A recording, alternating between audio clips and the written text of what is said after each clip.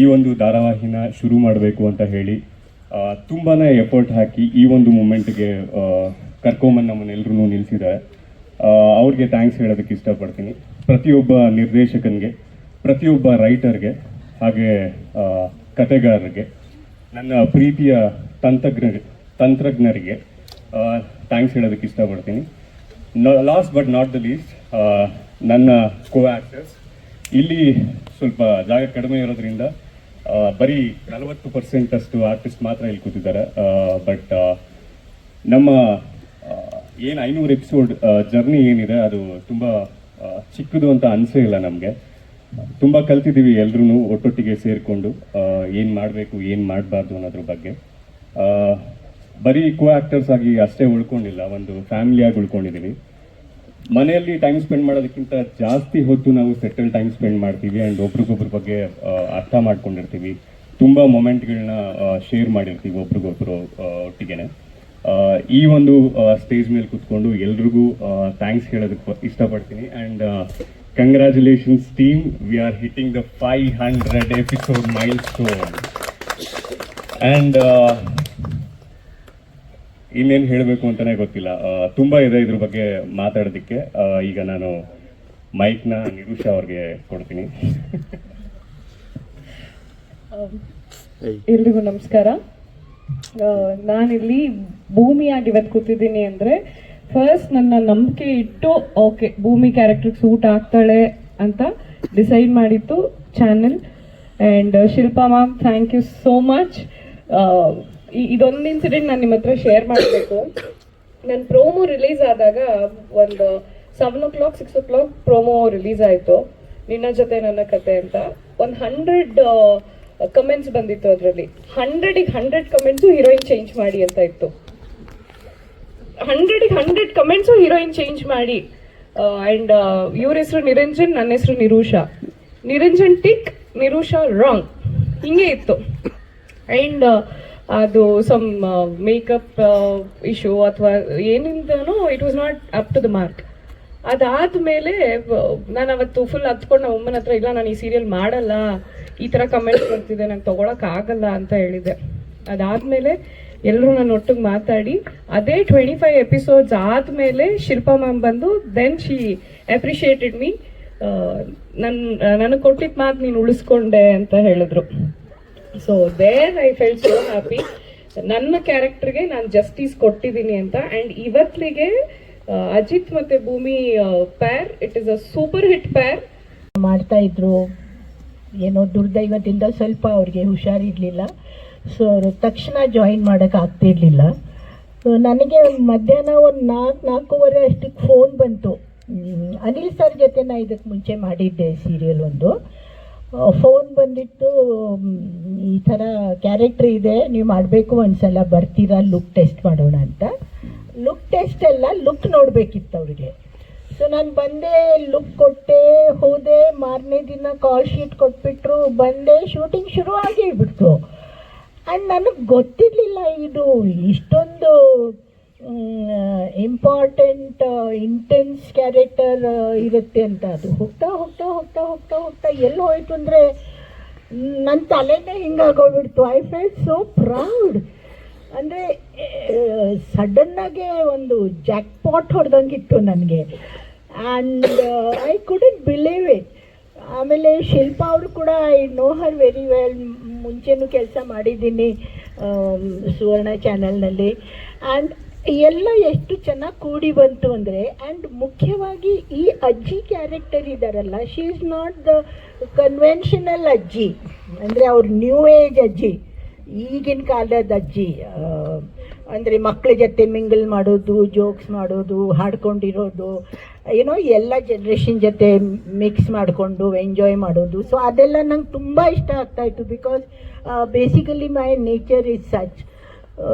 So ನಾನು shoot ಮಾಡುವಾಗ shoot ಮಾಡ್ತಿದ್ದೀನಿ, ನಾನೊಂದು ಕ್ಯಾರೆಕ್ಟರ್ ಮಾಡ್ತಾಯಿದ್ದೀನಿ ಅಂತ ಎಷ್ಟೋ ಸಲ ಅನಿಸಲ್ಲ. And all the youngsters here are they are so sweet, so affectionate. ಇವ್ರು ಹೇಳಿದಂಗೆ ನಿಜವಾಗ್ಲೂ we feel like a family. ನಾನು ಈಗ ಒಂದು ಇಂಟರ್ವ್ಯೂನಲ್ಲಿ ಹೇಳ್ತಾ ಇದ್ದೆ, ನಮ್ಮದು first week 3rd weak schedule ಇರುತ್ತೆ. ಆ ಫಸ್ಟ್ ವೀಕ್ ಶೆಡ್ಯೂಲ್ ಮುಗಿದ ತಕ್ಷಣ ಒಂದು 2 ದಿನ ಏನು ಮಾಡಬೇಕು ಅಂತ ಗೊತ್ತಾಗಲ್ಲ, ಬಿಕಾಸ್ ಎಲ್ಲರನ್ನ ಮಿಸ್ ಮಾಡ್ಕೋತೀವಿ. ಆ್ಯಂಡ್ 1 ವರ್ಷದಿಂದ ಮಾಡ್ತಾ ಇದ್ದೀವಿ ಆ್ಯಂಡ್ ಫೀಲಿಂಗ್ ಇನ್ನೂ ಇದೆ. ಸೊ ಯು ಕ್ಯಾನ್ ಅಂಡರ್ಸ್ಟ್ಯಾಂಡ್ ನಮ್ಮ ಬಾಂಡಿಂಗ್ ಎಷ್ಟಾಗಿದೆ ಅಂತ. ಸೊ ಕೆಲವು ಸಲ ಅಸ್ತು ದೇವತೆಗಳು ಅಸ್ತು ಅಸ್ತು ಅಂತಿರ್ತಾರಂತೆ, ಯಾರಿಗೆ ಗೊತ್ತು. ನೆಕ್ಸ್ಟ್ ನಾವು ಮೀಟ್ ಮಾಡೋದು 1000 ಕಂತುಗಳಲ್ಲೇ ಇರಬಹುದು. ಖುಷಿ ಆಗ್ತಿದೆ. ಯಶಸ್ವಿಯಾಗಿ 500 ಕಂತುಗಳನ್ನು ಪೂರೈಸಿರುವಂಥ ಈ ಸಂದರ್ಭ, ಈ ಖುಷಿನ ಹಂಚ್ಕೊಳ್ಳೋಕೆ ನೀವೆಲ್ಲರೂ ಬಂದಿದ್ದೀರಾ. ತುಂಬ ಸಂತೋಷ. Thank you so much.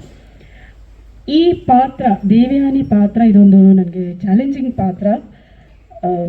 Normally hero ಅಮ್ಮ ಅಥವಾ ಹೀರೋಯಿನ್ ಅಮ್ಮ ಶಾಂತ ಸ್ವಭಾವ, ಸಾಫ್ಟ್ ಇರುವಂತಹ ಪಾತ್ರಗಳು. ಈ ಒಂದು ಚಾಲೆಂಜಿಂಗ್ ಪಾತ್ರ ನಾನು ನಿಭಾಯಿಸಬಲ್ಲೆ ಅಂತ ನಂಬಿಕೆ ಇಟ್ಟಿದ್ದು Shilpa ma'am. So thank you Shilpa ma'am, thank you so much. I think ನಿಮ್ಮ ನಂಬಿಕೆನ ನಾನು ಉಳಿಸ್ಕೊತಾ ಇದ್ದೀನಿ ಅಂದ್ಕೋತೀನಿ. ಆ್ಯಂಡ್ ನನಗೆ ಅವರು ಫ್ರೀಡಮ್ ಕೊಟ್ಟರು. ನಿನ್ನ ಅಪಿಯರೆನ್ಸ್ ನಿನ್ಗೆ ಹೇಗೆ ಅಂದರೆ ಒಂದು ರಫ್ ಲುಕ್ ಹಿಂಗಿರುತ್ತೆ, ಇದ್ರ ಮೇಲೆ ನಿನಗೆ ಹೇಗೆ ಬೇಕೋ ಅದನ್ನು ನೀನು ಮಾಡ್ಕೋ ಅಂತ ಹೇಳಿದ್ರು. ಅದಕ್ಕೆ ಸಪೋರ್ಟಿವ್ ಆಗಿ ನಿಂತಿದ್ದು ರೇಖಾ. ಸೊ ಐ ಶುಡ್ ಥ್ಯಾಂಕ್ ರೇಖಾ, ನಮ್ಮ ಪ್ರೊಡ್ಯೂಸರ್ ರೇಖಾ ಅವರು ತುಂಬ ಸಪೋರ್ಟ್ ಮಾಡಿದ್ರು. ಈ ಲುಕ್ ನಿಮಗೆ ಚೆನ್ನಾಗಿ ಕಾಣುತ್ತೆ, ಇದು ಚೆನ್ನಾಗಿ ಕಾಣುತ್ತೆ ಮ್ಯಾಮ್, ಹಿಂಗೆ ಮಾಡ್ಕೊಳ್ಳಿ ಅಂತ. ಬಿಗಿನಿಂಗಲ್ಲಿ ಜನಗಳ ಮನಸ್ಸಲ್ಲಿ ದೇವಯಾನಿ ಪಾತ್ರ ಕೂರೋವರೆಗೂ ಒಂದು ಸ್ವಲ್ಪ ಒದ್ದಾಟಗಳಿರುತ್ತೆ. ಹೇಗೆ ಜನ ಹೇಗೆ ಸ್ವೀಕರಿಸ್ತಾರೆ, ಇದು ಓಕೆನಾ ಇದು ಓಕೆನಾ ಅಂತ. ಪ್ರತಿಯೊಂದು ಸೀನಿಗೆ ಮುಂಚೆ ನೀವು ನಂಬ್ತಿರೋ ಇಲ್ಲಿರೋ ಪ್ರತಿಯೊಬ್ಬ ಆರ್ಟಿಸ್ಟ್ಗಳು ಒಂದು ಕಾಸ್ಟ್ಯೂಮ್, ಒಂದು ಗೆಟಪ್ ಹಾಕಿದ್ರೆ ಅದು ಫಸ್ಟ್ ಫೋಟೋ ತೆಗೆದು ಚಾನಲ್ಗೆ ಹೋಗಿ ಅಲ್ಲಿಂದ ನಮಗೆ ಓಕೆ ಅಂತ ಅಪ್ರೂವ್ ಆದಮೇಲೆ ನಾವು ಶಾರ್ಟಿಗೆ ಹೋಗ್ತಿದ್ವಿ. ಅದಿಲ್ಲ ಅಂದಾಗ ವೆಯ್ಟ್ ಮಾಡಿ ಅವ್ರು ಚೇಂಜ್ ಮಾಡಿ ಅಗೇನ್ ನಾವು ಶಾರ್ಟಿಗೆ ಹೋಗ್ತಿದ್ವಿ, ಓಕೆ ಆದಮೇಲೆ ಹೋಗ್ತಿದ್ವಿ. ಸೊ ಆ ಥರ ಎಲ್ಲ ಪೇಷನ್ಸ್ ಇಟ್ಕೊಂಡು ಎಲ್ಲ ಕಲಾವಿದರು ಅಷ್ಟು ಪೇಷನ್ಸಿಂದ ಚೇಂಜ್ ಮಾಡಿ ಓಕೆ ಆಗಿ ಇವಾಗ ಜನಗಳ ಮನಸ್ಸಲ್ಲಿ ದೇವಯಾನಿ ಪಾತ್ರ ಹೀಗೆ, ಅಜಿತ್ ಹೀಗೆ, ಭೂಮಿ ಹೀಗೆ. ಸೊ ಅವರ ಒಂದು ಇಮ್ಯಾಜಿನೇಷನಲ್ಲಿ ನಾವು ಕೂತಿದ್ದೀವಿ ಅಂದರೆ ಅದಕ್ಕೆ ಕಾರಣ Shilpa ma'am and Rekha ma'am. So I think ಎಲ್ಲ ವಿಷಯಗಳನ್ನು ಎಲ್ಲರೂ ಹಂಚ್ಕೊಂಡಿದ್ದಾರೆ. ನಾನು ಹೇಳಿದ್ರೆ ಅದೇ ರಿಪೀಟ್ ಆಗುತ್ತೆ. ಹಾಗಾಗಿ ಅದಲ್ಲದೆ ಬೇರೆ ಕೆಲವೊಂದು ಪಾಯಿಂಟ್ಸ್ನ ನಾನು ಹಂಚ್ಕೊಳ್ಳೋಕೆ ಇಷ್ಟಪಡ್ತೀನಿ. ಅನಿಲ್ ಸರ್, ನಾನು ಇದಕ್ಕೆ ಮುಂಚೆ ಅವ್ರ ಜೊತೆ ವರ್ಕ್ ಮಾಡಿದ್ದೀನಿ. ಬಹಳ ವೆರಿ ಸಾಫ್ಟ್ ನೇಚರ್ಡ್ ಇರುವಂಥ ಮನುಷ್ಯನ ಶೂಟ್ ಮಾಡುವಾಗ ಎಲ್ಲರ ಮುಖದಲ್ಲೂ ನಗು ಬರ್ತಾ ಇದೆ. ಅವ್ರು ಹೇಗಿದ್ರೆ ತುಂಬ ಜೋವಿಲಾಗಿ ತಮಾಷೆ ನಮ್ಮನ್ನು ಕರೆಯೋದೇ ಹಾಗೆ. ಅವರು ಶಾರ್ಟ್ಗೆ ಬನ್ನಿ ಗ್ಯಾಂಗ್ ಅಂತಾರೆ. ಈಗ ನನ್ನ ಕಡೆಯಿಂದ ಬರಬೇಕು ದೇವಯಾನಿ ಗ್ಯಾಂಗ್ ಅಂತಾರೆ. ಸೊ ಅವ್ರು ಇದಕ್ಕೆ ಮುಂಚೆನೂ ನಾನು ಜಾನಕಿ ಸಂಸಾರ, ಅದಲ್ಲದೆ ಇನ್ನೊಂದು ಪ್ರಾಜೆಕ್ಟ್ ಅವ್ರ ಜೊತೆ ವರ್ಕ್ ಮಾಡಿದ್ದೆ. ಆ್ಯಂಡ್ ಈ ಒಂದು ಪಾಯಿಂಟ್ ನಾನು ನಿಮ್ಮ ಹತ್ರ ಶೇರ್ ಮಾಡಿಕೊಳ್ಳೇಬೇಕು. ಸ್ಟಾರ್ ಸುವರ್ಣ ನನಗೆ ಒಂಥರ ಏನು ಹೇಳೋದು, ಟೌನ್ ಮನೆ ಇದ್ದ ಹಾಗೆ. ಬಹಳಷ್ಟು ಪ್ರಾಜೆಕ್ಟ್ಸ್ನ ನಾನು ಸುವರ್ಣಲ್ಲೇ ಮಾಡಿರೋದು. ಸೊ ಸುವರ್ಣ ಅಂದರೆ ಅದೊಂಥರ ನನಗೆ ಸ್ಪೆಷಲ್ ಕನೆಕ್ಷನ್ ಅಂತಲೇ ಹೇಳೋಕ್ಕೆ ಇಷ್ಟಪಡ್ತೀನಿ. ಸುವರ್ಣಗೆ ಶಿಲ್ಪಾ ಮ್ಯಾಮ್ ಕಡೆಯಿಂದ ಅಥವಾ ಸುವರ್ಣಗೆ ಅಂದ ತಕ್ಷಣ ನಾನು ಖುಷಿಯಿಂದ ಪ್ರಾಜೆಕ್ಟ್ನ ಒಪ್ಕೊಳ್ಳೋಕ್ಕೆ ನಾನು ರೆಡಿ ಇರ್ತೀನಿ. Thank you so much. ಪೇಷನ್ಸಿಂದ ನಮ್ಮ ಮಾತು ಕೇಳಿಸ್ಕೊಂಡಿದ್ದೀರಿ. Thank you. ನಾವೆಲ್ಲ ಹಡಬರು ಯಾವ್ಯಾವ ಇದ್ದೀವಿ, ಸುಮಾರು 1000 ಎಪಿಸೋಡ್ ನೋಡಿದ್ವಿ. ಬಟ್ ಈ ನಡುವೆ 100 ಎಪಿಸೋಡ್ 150 ಎಪಿಸೋಡ್ಗೆಲ್ಲ ವೈಂಡ್ ಅಪ್ ಆಗೋ ಕಾಲ ಇದು. ಅಂಥದ್ರಲ್ಲಿ 500 ಇಟ್ಸ್ ಡೆಫಿನೆಟ್ಲಿ ಮೈಲ್ ಸ್ಟೋನ್ ಅಂತಲೇ ಹೇಳ್ಬೋದು. ನಾನು ಪರ್ಟಿಕ್ಯುಲರ್ಲಿ ಶಿಲ್ಪಾ ಮ್ಯಾಮ್ಗೆ ನಾನು ಥ್ಯಾಂಕ್ಸ್ ಹೇಳ್ಬೇಕು. ಯಾಕೆಂದರೆ ಅವರು ಚಾನೆಲ್ ಚೇಂಜ್ ಮಾಡ್ತಾ ಹೋದ್ರು ನಮ್ಗಳನ್ನ ಚೇಂಜ್ ಮಾಡಲಿಲ್ಲ. ಪ್ರತಿ ಚಾನಲ್ ನಮ್ಮನ್ನು ಎಳ್ಕೊಂಡು ನಮ್ಮ she make sure that we are there. So we literally owe to her ಅಂತಲೇ ಹೇಳ್ಬೋದು. ರಾಜ್ ಸರ್ ಇರ್ಬೋದು, ಮನ್ನನ್ ಸರ್ ಇರ್ಬೋದು, ವಾಸು ಇರ್ಬೋದು, ಪ್ರತಿಯೊಬ್ಬರಿಗೂ ಥ್ಯಾಂಕ್ಸ್. ಯಾಕೆಂದರೆ ಚಾನಲ್ ಸಪೋರ್ಟ್ ಇಲ್ಲ ಅಂದರೆ ಯಾರು ಏನು ಮಾಡೋದಕ್ಕಾಗಲ್ಲ. Channel is always bigger. ನಮ್ಮಂಥ ಕಲಾವಿದರು ಇರ್ಬೋದು, ತಂತ್ರಜ್ಞರು ಇರ್ಬೋದು, ಪ್ರತಿಯೊಬ್ಬರಿಗೂ ಬೇಕಾಗಿರೋದು ನಮಗೊಂದು ವೇದಿಕೆ ಅಂದರೆ ಅದು ಚಾನಲ್ ಮೂಲಕನೇ ನಮಗೆ ಕಲ್ಪಿಸ್ಕೊಡೋದು. ಆ್ಯಂಡ್ ಡೆಫಿನೆಟ್ಲಿ ನಮ್ಮ ಕೋ ಸ್ಟಾರ್ಸ್ ಬಗ್ಗೆ ಹೇಳಬೇಕು ಅಂದರೆ ಒಬ್ಬೊಬ್ಬರು ದೇ ಪ್ರೂವನ್. ಇಲ್ಲಾಂದರೆ 500 ಎಪಿಸೋಡ್ ಬರೋದಕ್ಕೆ ಅಷ್ಟು ಈಸಿ ಅಲ್ಲ. ಆ್ಯಂಡ್ ಆಲ್ಮೋಸ್ಟ್ ನಾನು ಬೆಟ್ಟದ ಹೂ ಸ್ಟಾರ್ ಸುವರ್ಣಗೆ ಮಾಡಿದ್ದು. ಅದಾದಮೇಲೆ ಆಲ್ಮೋಸ್ಟ್ 2.5 ವರ್ಷ ಬ್ರೇಕ್ ತೊಗೊಂಬಿಟ್ಟೆ. ಯಾಕೆಂದರೆ ಒಂದು 5-6 ಸಿನಿಮಾ ಲೈನಪ್ ಆಗ್ಬಿಟ್ಟಿತ್ತು. Even I wanted to take a break from small film. In between ಸುಮಾರು ಆಫರ್ಸ್ ಬರ್ತಿತ್ತು. ತೆಲುಗು ತಮಿಳಂತೂ ಸುಮಾರು ಬಂದ್ಬಿಟ್ಟಿದೆ. ಐ ನನಗೆ ಏನೋ ಹೋಗೋಕೆ ಇಷ್ಟ ಇಲ್ಲ. ಇಷ್ಟು ವರ್ಷ 30-31 ವರ್ಷದಲ್ಲಿ ಹೋಗಲೇ ಇಲ್ಲ ನಾನು. ಇನ್ನು ಮುಂದಕ್ಕೂ ಹೋಗ್ತೀನಿ ಅನ್ನೋ ಗೊತ್ತಿಲ್ಲ. ಯಾಕೆಂದರೆ ಕನ್ನಡದಲ್ಲೇ ಅಷ್ಟು ಚೆನ್ನಾಗಿ ನಮ್ಮನ್ನು ಬೆಳೆಸ್ಕೊಂಡು ಹೋಗಿರ್ಬೇಕಾದ್ರೆ ಏನಕ್ಕೆ ಹೋಗಬೇಕು ಅಂತ.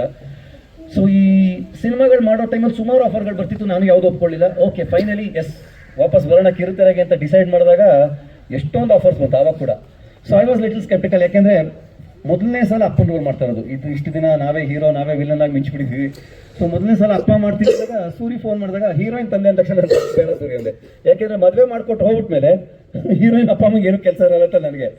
ಆಗ ಸೂರಿ ಹೇಳಿದ್ದು ಒಂದು ಇದು ನನಗೆ ತುಂಬ ಇಷ್ಟ ಆಯಿತು. ಸರ್, ಇದು ನಡೆಯೋದ ಒಂದು ಕುಟುಂಬದಲ್ಲಿ ಹೆಂಡತಿ ಮಗಳನ್ನ ಕಳ್ಕೊಂಡು ಆಲ್ಮೋಸ್ಟ್ 20-22 ವರ್ಷ ಆದರೂ ನೀವು ಆ ಹುಡುಕಾಟದಲ್ಲೇ ಇರ್ತೀರಾ. ನಿಮ್ಮ ಮನೆಗೆ ಯಾರು ಸೊಸೆಯಾಗಿ ಬರ್ತಾಳೆ ಅವಳೇ ನಿಮ್ಮ ಮಗಳು, ಬಟ್ ನಿಮಗೆ ಗೊತ್ತಿರಲ್ಲ ಅಂದ್ರೆ ದಟ್ ವಾಸ್ ಒನ್ ಫ್ಯಾಕ್ಟರ್ ನನಗೆ ಅದು ಒಪ್ಕೊಳ್ಳೋದಕ್ಕೆ one of the main reason. So ಏನೋ ಟ್ವಿಸ್ಟ್ ಇದೆ ಅಲ್ವಾ ಇಲ್ಲಿ ಅಂತ ಒಪ್ಕೊಂಡೆ. And definitely I think I live to the character what they have given. ತುಂಬ ಖುಷಿ ಇದೆ. ಆ್ಯಂಡ್ ನಿರ್ದೇಶನ ಅಂತ ಬಂದಾಗ ನಾನು ಅನಿಲ್ ಸರ್ ಜೊತೆ ಫಸ್ಟ್ ಟೈಮ್ ಮಾಡ್ತಾ ಇರೋದು. ಬೋ ಇನ್ನೂ ನನಗೆ ಅವ್ರು ಯಾರು ಅಂತ ಗೊತ್ತಿರೋ ವರ್ಕ್ ಮಾಡೋಕ್ಕೆ ಒಂದೊಂದ್ಸಲ ಹಾಗೆ ಆಗುತ್ತೆ. ಇಂಡಸ್ಟ್ರಿಲಿ ಎಷ್ಟೋ ಇವಾಗ ನಾನು ಸಂತೋಷ್, ನಾನು ಪ್ರವೀಣ್ ಎಲ್ಲ ಇಷ್ಟು ವರ್ಷದ ಫ್ರೆಂಡ್ಸ್ ಆದರೂ ಫಸ್ಟ್ ಟೈಮ್ ಒಟ್ಟಿಗೆ ವರ್ಕ್ ಮಾಡ್ತಾ ಇದೀವಿ. ಅದೆಲ್ಲ ಸಮಯ ಸಂದರ್ಭ ಕೂಡಿ ಬರಬೇಕಷ್ಟೇ. ಸೊ ನಮಗೆ ಒಂದು ಅನಿಲ್ ಅವ್ರ ಬಗ್ಗೆ ಏನು ಹೇಳಕ್ಕೆ ಇಷ್ಟಪಡ್ತೀನಿ ಅಂದರೆ ತುಂಬ ಫ್ರೀ ಹ್ಯಾಂಡ್ ಕೊಟ್ಬಿಟ್ರು. ದಟ್ ಈಸ್ ಒನ್ ಥಿಂಗ್ ಎಲ್ಲ ಕಲಾವಿದರಿಗೂ ಇಷ್ಟ ಆಗಿದೆ ಏನು ಅಂದರೆ ನೀವು ಮಾಡಿ, you know better how to take it ಅಂತ ಬಿಟ್ಕೊಂಡು ಹೋದ್ರು. ಆ್ಯಂಡ್ ರೇಖಾ ಮ್ಯಾಮ್ ಕೂಡ ನಿಮ್ಮ ಸಪೋರ್ಟ್ ಇಲ್ಲದೆ ನಾವು ಅಫ್ಕೋರ್ಸ್ ಇಷ್ಟು 500 ತನಕ ರೀಚ್ ಆಗೋದಕ್ಕೆ ಸಾಧ್ಯ ಇಲ್ಲ. ಈ ನಿಮ್ಮ ಪ್ರೀತಿ ಪ್ರೋತ್ಸಾಹ ಸದಾ ನಮ್ಗಳ ಮೇಲೆ ಹೀಗೆ ಇರಲಿ. ನೆಕ್ಸ್ಟ್ ನಿಮ್ಮ ಮುಂದೆ ಇದೇ ಥರ ಮೈಕ್ ಇಟ್ಕೊಂಡು 1000 ಎಪಿಸೋಡ್ಗೆ ಬಂದು ಕೂತ್ಕೊಂತೀವಿ. Thank you.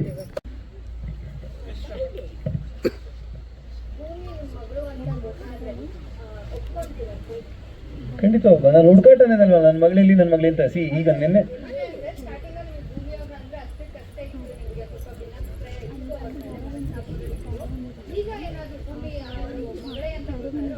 ಖಂಡಿತ, ಯಾಕೆ ಅಂದರೆ ನನ್ನ ಮಗಳನ್ನ ನನ್ನ ಅಳಿಯನಿಗೆ ಕೊಡಬೇಕು ಅನ್ನೋದು ಒಂದು ಆಸೆ ಇರುತ್ತೆ ಯೂಶಲಿ ಅಲ್ವಾ. ಸೊ ನನ್ನ ಮಗಳಂತೂ ಕಳೆದೋಗಿದ್ದಾಳೆ, ಅಟ್ಲೀಸ್ಟ್ ನನ್ನ ತಮ್ಮನ ಮಗಳನ್ನ ಕೊಡಬೇಕು ಅಂತ ಇರ್ತೀನಿ. ಒಂದು ನನ್ನ ತಮ್ಮ ಆತ್ಮಹತ್ಯೆ ಮಾಡ್ಕೊಳ್ಳೋದಕ್ಕೆ ಒಂದು ರೀತಿಲಿ ನಾನೇ ಕಾರಣ ಆಗಿರೋದು, ಆ ಒಂದು ಗಿಲ್ಟಲ್ಲಿ ಬದುಕ್ತಾ ಇರ್ತೀನಿ. ಅಟ್ಲೀಸ್ಟ್ ಅವ್ನ ಮಗಳನ್ನಾದ್ರೂ ನನ್ನ ಅಳಿಯನಿಗೆ ತಂದ್ಕೊಳ್ಳೋಣ ಅನ್ನೋ ಅಷ್ಟಲ್ಲಿ ನೋಡಿದ್ರೆ ಇದಕ್ಕೆ ನನಗೆ ಇಟ್ಸ್ ಎ ಟೋಟಲ್ ಸರ್ಪ್ರೈಸ್. ಇಡೀ ಫ್ಯಾಮಿಲಿಗೆ ಕರ್ಕೊಂಬಂದು ನಾನು ಆಲ್ರೆಡಿ ಮದುವೆ ಆಗ್ಬಿಟ್ಟಿನಿ ಅಂದಾಗ ಆಬ್ವಿಯಸ್ಲಿ ಎಂಥವರೇ ಆಗಲಿ ರಿಜೆಕ್ಷನ್ ಅಲ್ವಾ ಫಸ್ಟ್ ಬರೋದು. ಸೊ ಆ ಥರ ಹೋಗ್ತೀನಿ. ಬಟ್ ಭೂಮಿ ಪಾತ್ರ ಎಷ್ಟು ಚೆನ್ನಾಗಿದೆ ಅಂದರೆ ಅವಳು, that is the plus point of ಭೂಮಿ. ಆ ಪಾತ್ರದೇನು ಅಂದರೆ ಪ್ರತಿಯೊಬ್ಬರ ಮನಸ್ಸನ್ನು ಗೆಲ್ತಾ ಹೋಗ್ತಾಳೆ. ಸೊ ಎಲ್ಲೋ ಒಂದು ಕಡೆ ನನಗೆ ಗೊತ್ತಿಲ್ಲದ ಹಾಗೆ ಅದೇನೋ ನಮ್ಮ ಸೀರಿಯಲಲ್ಲಿ ಯಾವಾಗಲೂ ಅದೇ ಹೇಳ್ತಾ ಇರ್ತಾರೆ, ಇದೇನೋ ಗೊತ್ತಾಗದಿದ್ರು ಕರಳು ಗೊತ್ತಾಗುತ್ತೆ ಅಂತ ಹೇಳ್ತಾ ಇರ್ತಾರೆ. ಸೊ ನನಗೆ ಗೊತ್ತಿಲ್ಲದಂಗೆ ಆ ಭೂಮಿ ಪಾತ್ರ ನನಗೊಂದು ಸೆಳೆತ. ಎಷ್ಟೋ ಸಲ ಹೇಳ್ತಾ ಇರ್ತಾಳೆ ಅವಳು, ದೊಡ್ಡ ಸಾಹೇಬ್ರೆ ನಾನು ನಮ್ಮಪ್ಪನ ನಿಮ್ಮಲ್ಲಿ ನೋಡ್ತೀನಿ ಅಂತ ಇರ್ತಾಳೆ. ಒಂದು ಪಾಯಿಂಟಲ್ಲಿ ಬೇರೆ ಐ ಬ್ರೇಕ್ ಡೌನ್ ನಾನು ಹೇಳಕ್ಕೆ ಸ್ಟಾರ್ಟ್ ಮಾಡ್ತೀನಿ. ನನ್ನ ಮಗಳಿದ್ರೆ ಮೋಸ್ಟ್ಲಿ ಇಂಥರಲ್ಲೇ ಇರ್ಬೋದಿತ್ತು ಅಂತಲೂ ಹೇಳ್ಬಿಡ್ತೀನಿ. ಸೊ ನಿಧಾನವಾಗಿ ಅಕ್ಸೆಪ್ಟೆನ್ಸಿ ಹೋಗ್ತಾ ಇದೆ. So the day I get to know she is my daughter ಅಂದಾಗ ಇಮ್ಯಾಜಿನ್ ಅಲ್ವಾ. ಸರ್, ಕಾಕಿ ಪವರ್ ಬಗ್ಗೆ, ಟ್ರಿಪಲ್ ಸ್ಟಾರ್ ಬಗ್ಗೆ ನಿಮ್ಮ ರಿಯಲ್ ಲೈಫಲ್ಲಿ ಯಾವತ್ತಾದ್ರೂ ಇಲಾಖೆಗೆ ಸೇರಬೇಕು ಅಂತ ಅನ್ಕೊಂಡಿದ್ರಾ, ಅಥವಾ ಈ ರಿಯಲ್ ಲೈಫ್ ಆ ಕಾಕಿ ಬಗ್ಗೆ ಏನು ಒಪಿನಿಯನ್ ಇದೆ ನಿಮ್ಗೆ?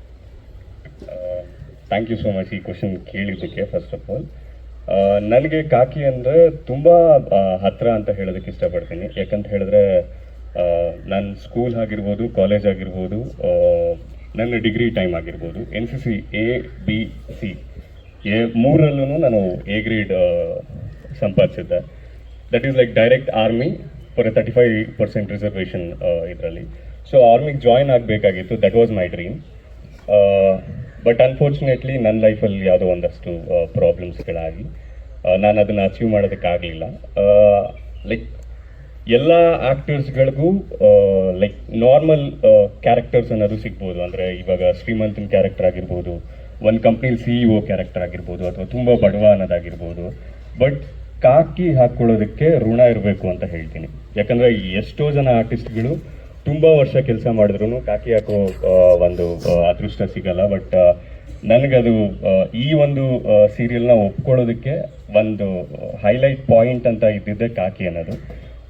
ಸೊ ಕತೆ ಕೂಡ ಅದಕ್ಕೆ ತುಂಬ ಅಂದರೆ ತುಂಬ ಪುಷ್ಟಿ ಕೊಡ್ತು. ಆ ಒಂದು ಪವರ್ನ ರಿಯಲ್ ಆಗಿ ಎಂಜಾಯ್ ಮಾಡಿದ್ದೀನಿ ನಾನು. ಅಜಿತ್ ರಾಮ್ ನಾರಾಯಣ್ ಅನ್ನೋ ಒಂದು ಕ್ಯಾರೆಕ್ಟ್ರಲ್ಲಿ ನಿಜಕ್ಕೂ ಪವರ್ನ ಫೇಸ್ ಮಾಡಿದ್ದೀನಿ ನಾನು ಫಿಯರ್ಲೆಸ್ ಆಗಿ.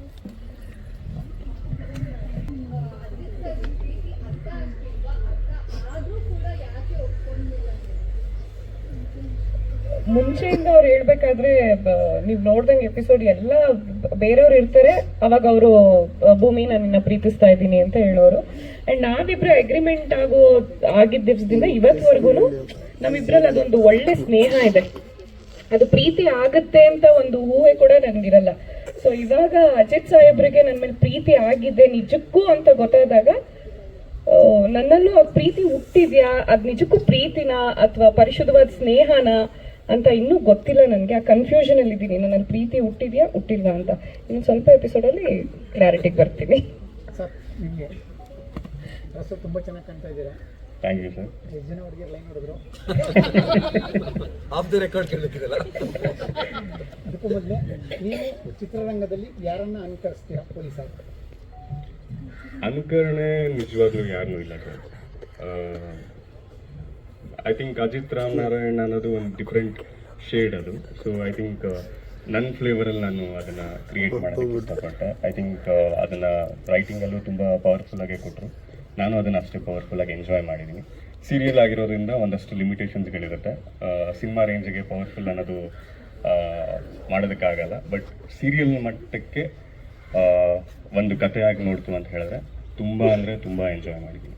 ಇಲ್ಲ ನಾನು ಯಾಕೆ ನೀವು ಸಿನಿಮಾಗೂ ಸೀರಿಯಲ್ಗೂ ಕಮ್ಮಿ ಅಂದ್ರಲ್ಲ, 3 ಕ್ಯಾಮ್ರಾ ಇಟ್ಕೊಂಡು ಶೂಟ್ ಮಾಡ್ತಿದ್ದೀರಿ, ಎಲ್ಲಿ ಕಮ್ಮಿ ಇದೆ sir? PAN India cinema set ಇದ್ದಂಗೆ ಇರುತ್ತೆ ಸರ್ ನಮ್ಮದು. ನಾನು ಯೂಶಲಿ ಹೇಳ್ತಾ ಇರ್ತೀನಿ, ನಮ್ಮದು ಶೂಟಿಂಗ್ ಸೆಟ್ ಅಲ್ಲ ಬಿಗ್ ಬಾಸ್ ಹೌಸ್ ಅಂತ ಹೇಳ್ಬಿಟ್ಟು. ಯಾವ ಕಡೆ ತಿರುಗಿದ್ರು ಕ್ಯಾಮ್ರಾ ಇರುತ್ತೆ. ಮುಂದೆ ಹಿಂಗೋಯ್ತು ಅಂದರೆ ಒಬ್ರನ್ನ ಓವರ್ಲಾಪ್ ಮಾಡ್ತಿರ್ತೀವಿ, ಹಿಂದೆ ಬಂತು ಅಂತ ಹೇಳಿದ್ರೆ ಇನ್ನೊಂದು ಕ್ಯಾಮ್ರಾಗೆಲ್ಲೋ ಸಿಕ್ಕಿರ್ತೀವಿ ಆ ಥರ. ಸೊ ಯೂಶಲಿ ಮುಂಚೆ ಎಲ್ಲ ಇರ್ತಿತ್ತು, ಓಕೆ ನಾವು ಮೂಮೆಂಟ್ ತೊಗೊಳಕ್ಕೆ ಹೋಯ್ತು ಅಂದರೆ ನಮ್ಗೆ ಕ್ಯಾಮ್ರಾ ಸಿಕ್ಕಿರಲ್ಲ ಯಾವುದಕ್ಕೂ ಅಂತ. ಬಟ್ ಇವಾಗ ನಮ್ಗೆ ಆ ಟೆನ್ಷನ್ ಇಲ್ಲ ಸರ್. ಒಂದ್ರಲ್ಲಿ ಫೋಕಸ್ ಔಟ್ ಆಯಿತು ಅಂದರೆ ಇನ್ನೊಂದ್ರಲ್ಲಿ ಕ್ಯಾಪ್ಚರ್ ಆಗಿರ್ತೀವಿ ನಾವು. ಸರ್ ಯಾವತ್ತಾದರೂ ಇದೇ ಡ್ರೆಸ್ಸಲ್ಲಿ ಆಚೆಗೆ ಹೋಗಿದ್ದೆ? ಲೊಕೇಶನ್ ಶಿಫ್ಟಿಂಗ್ ಇದೆ. ಡೆಫಿನೆಟ್ಲಿ ಆಗುತ್ತೆ. ಐ ಥಿಂಕ್ ನಾನು ಇಷ್ಟೊಂದ್ಸಲಿ ನೋಡಿರಲ್ಲ. ಇವಾಗ ಲೊಕೇಶನ್ ಶಿಫ್ಟ್ ಆಯಿತು ಅಂತ ಹೇಳಿದ್ರೆ, ಅಥವಾ ದಿನದ ಲಾಸ್ಟ್ ಸೀನ್ ಇದೇ ಕಾಸ್ಟ್ಯೂಮಲ್ಲಿ ಆಯಿತು ಅಂತ ಹೇಳಿದ್ರೆ ಇದರಲ್ಲೇ ಕಾರಲ್ಲಿ ಹೋಗ್ಬಿಡ್ತೀನಿ. ಸೊ ತುಂಬ ಜನ ಪೊಲೀಸವ್ರು ಸೆಲ್ಯೂಟ್ ಹೊಡೆದಿರಾಗ್ತಿದೆ ಸ್ಟಾರ್ ನೋಡ್ಬಿಟ್ಟು. ಆಮೇಲೆ ಗಡ್ಡ ನೋಡಿದ್ಮೇಲೆ ಯೂಶಲಿ ಮಾಸ್ಕ್ ಹಾಕೊಂಡು ಇಳಿತೀನಿ ಎಲ್ಲೇ ಹೋದ್ರೂ. ಆವಾಗ ಅವ್ರಿಗೆ ಐಡಿಯಾ ಸಿಗ್ತಾ ಇತ್ತು. ಆ್ಯಂಡ್ ನಾವು ಶೂಟಿಂಗ್ ಏನಾದ್ರು ಬೇರೆ ಕಡೆಯಿಂದ ಇನ್ನೊಂದು ಲೊಕೇಶನ್ ಶಿಫ್ಟ್ ಆಗಬೇಕಾದ್ರೆ ಬುಲೆಟಲ್ಲಿ ಹೋಯ್ತು ಅಂತ ಹೇಳಿದ್ರೆ, ಇವಾಗ ನಾವೇ ಭೂಮಿ ಹಿಂದೆ ಕುತ್ಕೊಂಡು ನಾನು ಭೂಮಿ ಇಬ್ರು ಒಟ್ಟಿಗೆ ಹೋಗ್ತಾ ಇದೀವಿ ಅಂದರೆ ಭೂಮಿ ಅವ್ರನ್ನ ನೋಡಿದ್ಮೇಲೆ ಮೇ ಬಿ ಎಷ್ಟೋ ಜನಕ್ಕೆ ರಿಯಲೈಸ್ ಆಗ್ತಾ ಇತ್ತು, ಇದು ಸೀರಿಯಲ್ ಅಲ್ವೇನೋ ಅಂತ ಹೇಳ್ಬಿಟ್ಟು. ಆ ಥರ ಡೆಫಿನೆಟ್ಲಿ ಎಕ್ಸ್ಪೀರಿಯನ್ಸ್ ಮಾಡಿದ್ದೀನಿ. ಅದು ಇವಾಗಲೂ ಕ್ಯಾರಿ ಆಗುತ್ತೆ. ಅದನ್ನ ತಗೊಂಡು ಎಡಿಟ್ ಮಾಡ್ತಾರೆ. ಅವ್ರಿಗೆ ಎಷ್ಟು ಲೈಕ್ ಅವ್ರ ಸೆನ್ಸ್ ಆಫ್ ಹ್ಯೂಮರ್ ಇರ್ಬೋದು. ಒಂದೊಂದ್ಸತಿ ನಾನೇ ನನ್ನ ಎಡಿಟ್ಸ್ ಎಲ್ಲ ನೋಡಿದಾಗ ಅಯ್ಯೋ ನಿಜಕ್ಕೂ ನನ್ನ ಗಂಡ ಹಿಂಗೆ ಸಿಗ್ಬಾರ್ದಾ ಅನ್ಸ್ಬಿಡುತ್ತೆ. ಲಿಟ್ರಲಿ ಸುಮಾರು ಸತಿ ಅನ್ಸಿದೆ ನನಗೆ. ಅಂದರೆ ಹೆಂಡತಿ ಗಂಡನ್ನ ಕೇರ್ ಮಾಡೋದು ನನಗೊಂದು ಶೂಟ್ ಆಗುತ್ತೆ. ಆವಾಗ ಅಜಿತ್ ಸಾಹೇಬ್ರು ಭೂಮಿನ ಹೇಗೆ ಕೇರ್ ಮಾಡ್ತಾರೆ ಅದು. ಆಮೇಲೆ ಇವಾಗ ಹೆಂಗಾಗಿದೆ ಅಂದರೆ ಅಜಿತ್ ಸರ್ ಪ್ರೀತಿ ಹೇಳ್ಕೊಂಡು ನಂಗೆ ಅರ್ಥ ಆಗ್ತಿಲ್ಲ ಅಂದರೆ ನನಗೆ DMs ಬರುತ್ತೆ ಇನ್ಸ್ಟಾಗ್ರಾಮಲ್ಲಿ. ಪೆದ್ದಿ ಸಾಹೇಬ್ರು ನೀನು ಇಷ್ಟಪಡ್ತಾ ಇದ್ದಾರೆ ಗೊತ್ತಾಗಲ್ವಾ ನಿನಗೆ, ಬುದ್ಧಿ ಇಲ್ವಾ ನಿನಗೆ ಅಂತ ಬರುತ್ತೆ. ಕೆಲವೊಬ್ರು ಮೇಡಮ್ ಪ್ಲೀಸ್ ಸಾಹೇಬ್ರನ್ನ ಒಪ್ಕೊಳ್ಳಿ, ಅವ್ರನ್ನ ಮದುವೆ ಆಗಿ. ಆಮೇಲೆ ರೋಡಲ್ಲಿ ಹೋಗುವಾಗ ಪ್ಲೀಸ್ ನೀವು ಸಾಹೇಬ್ರನ್ನೇ ಮದುವೆ ಆಗಿ ಅಂತ ಅಂತಾರೆ. ಈ ಥರ ಎಲ್ಲಾದರೂ ಆಚೆ ನನ್ನ ತಾಯಿಯೊಟ್ಟಿಗೆ ಹೋದಾಗ್ಲೂ ಎಲ್ಲಿ ಸಾಹೇಬ್ರು ಬಂದಿಲ್ವಾ ಅಂತ ಕೇಳ್ಬಿಡ್ತಾರೆ. ಸೊ ಅಷ್ಟು ಡೀಪಾಗಿ ಸ್ಟೋರಿ ಒಳಗಡೆ ಹೋಗ್ಬಿಟ್ಟಿದ್ದಾರೆ. ಆಸ್ ಅಜಿತ್ ಸೈಡ್ ಇದನ್ನ ನೇಲ್ಡ್ ಇಟ್ ಅಂತ ಕರೀತಾರಲ್ಲ, ಅದನ್ನ ನೇಲ್ವಾಗಕ್ಕೆ ನಮ್ಮ ಅನಿಲ್ ಸರೇ ಕಾರಣ. ನಮ್ಗೇನು ಗೊತ್ತಿಲ್ಲದೆ ಬ್ಲ್ಯಾಂಕ್ ಆಗಿ ಹೋಗಿ ನಿಂತ್ಕೊಂಡ್ರೆ ಒಂದು ಫುಲ್ ಫ್ಲೆಡ್ಜಲ್ಲಿ ಅವ್ರು ರೆಡಿ ಮಾಡಿ ನಮ್ಮನ್ನ ಕಳಿಸ್ತಾರೆ. Thank you so much sir.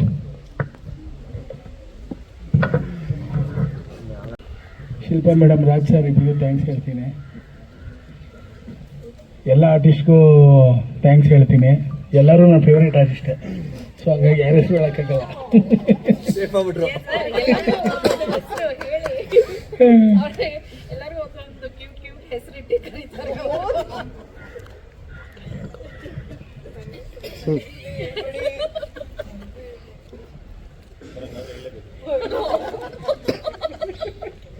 ಅವ್ರು ಕರೆಯೋದಲ್ಲ ಏನು ಅಂತ ಹೇಳಿಲ್ಲ ಬಾಗಿಲು. 5 ಎಪಿಸೋಡ್ ತನಕ ಹೋಗಿದೆ ಸೀರಿಯಲು. ನಮ್ಮ ಸೀರಿಯಲ್ ಪ್ರತಿ ಸೀನಲ್ಲಿ ಎಲ್ಲರೂ ಇರ್ತಾರೆ, 12-13 ಜನ ಇರ್ತಾರೆ. 500 ಎಪಿಸೋಡ್ ತನಕ ಇಷ್ಟು ಜನನ ಮೇಂಟೈನ್ ಮಾಡೋದು ಭಾರಿ ಕಷ್ಟ. ಹಂಗಂತ ನಾವು ಯಾರೋ ಮೇಂಟೈನ್ ಮಾಡ್ತೀರಲ್ಲ, ಅವರೆಲ್ಲರೂ ಅಷ್ಟು ಚೆನ್ನಾಗಿ ಕೋಪ್ರೇಟ್ ಮಾಡ್ಕೊಂಡು ಮಾಡ್ತಿದ್ದಾರೆ, ಅದು ಇಂಪಾರ್ಟೆಂಟ್. ಸೊ ಹೀಗೆ 1000 ಎಪಿಸೋಡ್ ಹೋಗುತ್ತೆ ಅಂತ ನಾವು ಅಂದ್ಕೋತೀವಿ. ಸರ್ ಎಲ್ಲರೂ ಹೇಳ್ತಾ ಇರೋದು ನಿಮ್ಮ ಗಂಡ ಹೆಂಡತಿಯ ಬಾಂಡಿಂಗ್ ಬಗ್ಗೆ ಮಾತಾಡ್ತಾ ಇದ್ದಾರೆ. ಏನು ಎಕ್ಸ್ಪೀರಿಯನ್ಸ್ ನಿಮ್ಮದು, ನಿಮ್ಮ ಎಕ್ಸ್ಪೀರಿಯನ್ಸ್ ಅಥವಾ ಬೇರೆ ಕುಡಿದ್ದೀರಾ, ಕಾಫಿ ಮಾಡಿದ್ದೀರಾ, ಏನು? ಅವರೇ ಮ್ಯಾರಿಡ್, ಅವ್ರ ಎಕ್ಸ್ಪೀರಿಯನ್ಸ್ ಅದನ್ನೇ ಕೇಳ್ತಾ ಇರೋದು. ಅದು ನಿಮ್ಮ ಮನೇದು ಎಕ್ಸ್ಪೀರಿಯನ್ಸಾ ಅಥವಾ ಬೇರೆಯವ್ರು ನೋಡಿ ಕಾಫಿ ಮಾಡಿದ್ರು? ಕೆಲವೊಂದು ಎಕ್ಸ್ಪೀರಿಯನ್ಸ್ ಇರುತ್ತೆ, ಮ್ಯಾಕ್ಸಿಮಮ್ ನೋಡಿರೋದು ಇರುತ್ತೆ.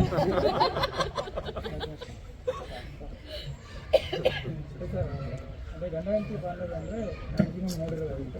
ಪೊಲೀಸ್ ಅಂತ ಬಂದಾಗ ಫ್ಯಾನ್ಸ್ ಕೂಡ ಕಮೆಂಟ್ ಮಾಡ್ತಿದ್ದಾರೆ ಲೈವ್ ಏನಂದರೆ ಪೊಲೀಸ್ ಆಗಿರ್ತಾರೆ ಬರೀ ಕಾಮಿಡಿ ಮಾಡೋದನ್ನ ಕೊಡ್ತಾರೆ, ಪೊಲೀಸ್ ಕೆಲಸ ಮಾಡಲ್ಲ, ಪೊಲೀಸ್ ಫೈಟ್ ಜಾಸ್ತಿ ಇಲ್ಲ ಅನ್ನೋದೆಲ್ಲ ಕೇಳ್ತಿದ್ದಾರೆ. ಇನ್ನು ಉಳಿದಂಥ ಎಪಿಸೋಡ್ಗಳಲ್ಲಿ ಎಷ್ಟು ಪರ್ಸೆಂಟ್ ಪೊಲೀಸ್ಗೆ ಫೈಟ್ ಕೊಡ್ತೀರಾ? ಅಜಿತ್ ಅದಕ್ಕೆ ಎಷ್ಟು ರೆಡಿ ಆಗಿದ್ದಾರೆ? ಇದಕ್ಕೆ ನಾನು ಆನ್ಸರ್ ಕೊಟ್ಟರೆ ನಿಮ್ಗೆ ಪ್ರಾಬ್ಲಮ್ ಇಲ್ಲ ಅಲ್ವಾ? ಥ್ಯಾಂಕ್ ಯು ಸೋ ಮಚ್ ಈ ಕ್ವಶನ್ಸ್ಗೆ. ಒಂದು ಈ ಕಮೆಂಟ್ಸ್ನ ನಾನು ತುಂಬ ನೋಡಿದ್ದೀನಿ. ನಾವು ಫಸ್ಟ್ ಮೈಂಡಲ್ಲಿ ಇಟ್ಕೊಬೇಕಾಗಿರೋದು ಶೀರ್ಷಿಕೆ ಹೆಸರು ಸರ್, ನಿನ್ನ ಜೊತೆ ನನ್ನ ಕತೆ ಅಂತ ಹೇಳ್ಬಿಟ್ಟು. ಇವಾಗ ನನ್ನ ಲೈಫು ಭೂಮಿ ಜೊತೆ ಅನ್ನೋದು ಒಂದು ಕಥೆಯ ನಿಲುವು. ಹಾಗಿರ್ಬೇಕಾದ್ರೆ ನನ್ನ ಲೈಫಲ್ಲಿ ಏನೇನಾಗುತ್ತೆ ಅದನ್ನೆಲ್ಲ ತೋರ್ಸೋದಕ್ಕೆ ಒಂದು ಕತೆ ಮಾಡ್ಕೊತೀವಿ. ಬಿಟ್ರೆ ಇವಾಗ ಪೊಲೀಸ್ ಕ್ಯಾರೆಕ್ಟರ್ ಹಾಕೊಂಡಿದ ತಕ್ಷಣ ನಾವು ಬರೀ 500 ಎಪಿಸೋಡು ಕಳ್ಳು ಹಿಡಿತೀವಿ, ಓಡಾಡ್ತೀವಿ, ಫೈಟ್ ಮಾಡ್ತೀವಿ, ಇದೇ ಆಯಿತು ಅಂತ ಹೇಳಿದ್ರೆ ನೀವೇ ನೋಡ್ತೀರಾ ಹೇಳಿ ಸರ್?